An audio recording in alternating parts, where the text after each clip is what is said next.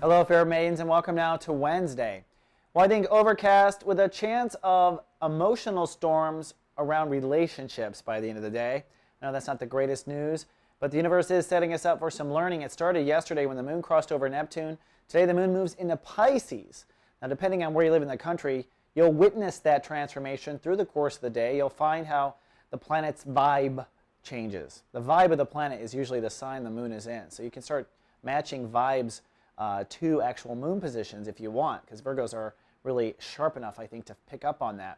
Either way, what it does is put emotional focus really on relationships for you, and it puts in an opposition between your emotions and this ego changes you're trying to make. These ego changes. Sorry about that. So emotionally, you might feel pulled between ego and long-term relationship. But I'll tell you, Virgo, the real lesson is with intimacy. That's right. I've been talking to a lot of Virgos actually this month about this issue. Virgos are very focused on, well, why does he always hurt me? That's an intimacy issue.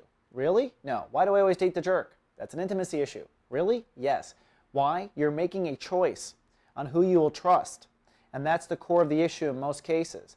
And in that decision of who you trust and who you don't, you have to look at how much you are valuing yourself, how much you are being honest with the situation, and how much you knowingly walked into a situation where it wasn't to your perfection. And for some rare Virgos, this is the opposite. This is about you opening up to good people that maybe left you behind, right?